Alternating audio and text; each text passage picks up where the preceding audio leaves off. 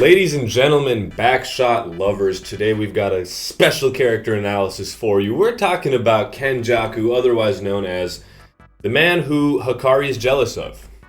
Luckiest guy in the series. Let's begin. Who is Kenjaku? We've got a lot to cover in this video, so let's do it at a brisk pace. Well, he's Jujutsu Hitler.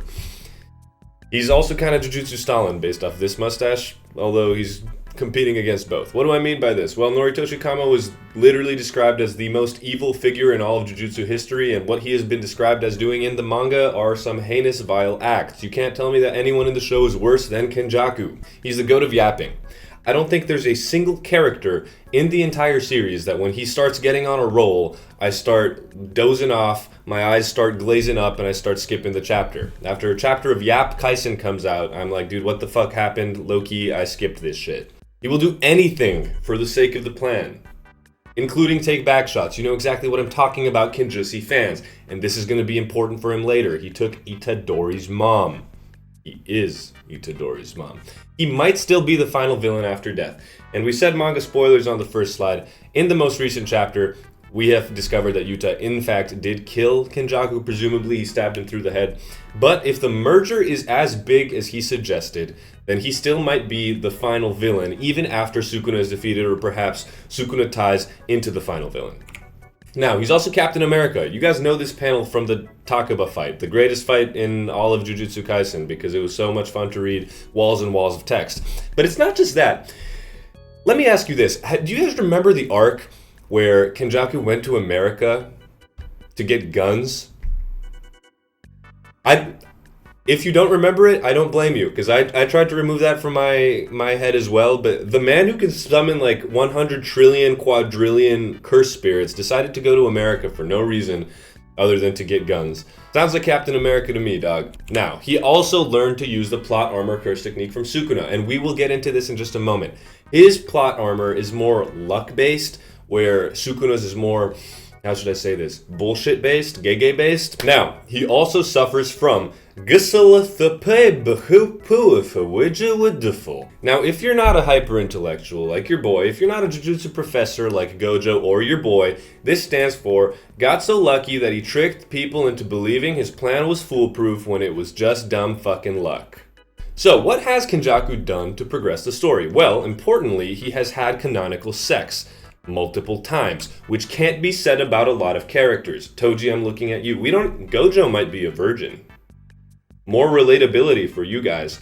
But how do we know he's had canonical sex? Well, he's at least had canonical sex with Yuji's father, and multiple times. I don't really know what the blood mixing thing with the cursed wombs is, but I'm pretty sure that's an innuendo, as it were. Okay, so how has Kenjaku gotten lucky to progress the story, however? Well, he's had canonical sex multiple times.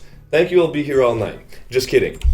So, he's had 3 or 4 chances to complete his plan, right? So he's over 1,000 years old. He's like Sukuna-ish age. That is now not a large sample size. Well, how did I get the 3 to 4 figure? Well, the Tengen merger is every 500 years, and 3 to 4 chances is assuming that ever since he was born, so he was like 3 years old, this is 4 years old, he was like, dude, this merger plan is exactly what I want to do when I grow up. Before my curse technique is even developed, this is what I want to do. Okay, in his most recent attempt, the attempt that is succeeding, he has had the fortune of a curse spirit manipulation user being best friends with the Six Eyes. And remember, the Six Eyes are tied to him by fate. They are his arch nemesis, and they always try to fuck him over. Tengen then decides not to merge after Riko's death and Toji breaking fate. Now that makes Tengen a cursed spirit, de facto, and lets the body which he ends up taking get manipulated by curse spirit manipulation. Okay, Tengen was like, nah, fuck this. I'm not into it this time. Gojo, Jujutsu Professor Genius, which we've come to learn is not actually the case, decides not to dispose of Geto's body because he's BFFs. Okay, whatever, we'll overlook it. Gojo's a sentimental guy, I'm a sentimental guy. Then the prison realm has asterisks on its fucking rules. 1 minute. Or 3 minutes. I can't remember exactly what it was. We need to keep Satoru Gojo there for 1 or 3 minutes. But actually, it just has to be in his mind. Alright. Hey, bitch, whatever. Now, then a curse spirit with idol transfiguration was born for the culling games to start. If Mahito was not born, the binding vows he's been making for over 1,000 years for the culling games to start just wouldn't have happened. Now, you might say, oh, this cursed spirit's probably born every 100 or 200 years. Okay, how did you know that he would even progress to be as strong as Mahito? Because, I mean, this cursed spirit doesn't even kill Yuji. His plan was like, oh, Yuji, I have to thank you, my son, for making Mahito so strong. Now, the body he used to take back shots then has an anti-gravity curse technique, which saves him from fucking Yuki Tsukumo, who has maybe the single most overpowered ability outside of, like, Perfect Sphere in the series. And then Gojo decides not to end the series versus 15-finger Sukuna and the Kenjushi. If Gojo was the genius that I still think he should be, if he was written the way he should have just fucking killed them here. No merger, no Sukuna, no world slash, no bang. Well, more bang. And then he's a networking god with Gege's favorite. He was lucky enough to be born at a time with Sukuna and created a binding vow, you know, Sukuna threw him a bone or whatever, that basically is saving Kenjaku from everything. This dude's fucking nuts. Nuts lucky. And then he dies to Gege's other favorite, Yuta. So there's Sukuna and there's Yuta. That's who he's connected to in the story. What the fuck, you might be asking? I know, so we must ask the question, is Kenjaku a fraud? Well, it depends on what you mean. But he's not really a fraud. I mean, he got lucky as motherfuck, and Hikari should take notes because he's never been this lucky in his life. But really, all of this can just be described as fate. In a series that we know fate exists, the Six Eyes is linked to it, yeah, whatever. It's hand-wavy. All this shit that I just went over is like kind of bullshit. Yeah, there's a lot of bruh moments throughout his story, but whatever, let's call it fate. But we must ask the question, how did he die without talking to Yuji? There's so much information to be given more about Kenjaku and Sukuna and Yuji, and I know what you might be thinking.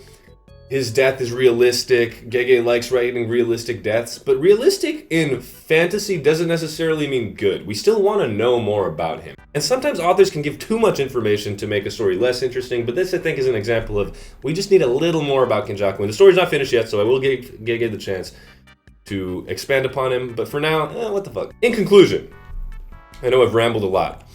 He's a great villain for JJK, and he's solidly different than Sukuna. I really thought he was going to be the main villain for the longest time. At this point, I'm kind of leaning towards Sukuna, but he was still good. He was interesting.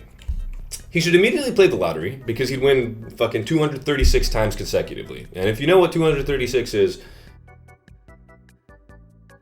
he took back shots from Yuji's dad and Yuji's son. Thank you, Gege. He's basically Doctor Doom, prep time king, except in anime. I mean, everything that he's managed to do, be it through fate or be it through planning, was kind of fucking cracked as shit. Batman, take notes. And he's a villain, so Gege loves him, but I was expecting a tad more. I'm sorry, Kenjaku. That's just how it is. If you enjoyed this video, consider liking and subscribing. As always, Kenjaku PR team, Kenjaku haters, in the comments below, tell me what you think about the character, tell me what you like, what you dislike, and then we'll talk about it. As always, if you have more suggestions for videos, characters, other anime, movies, TV shows, real human beings, leave them in the comments below. I love making videos for you guys, and I love interacting with the crowd. That was my spiel for today. I love you all, and I'll see you next time. Murio Kusho. That's fucking cringe.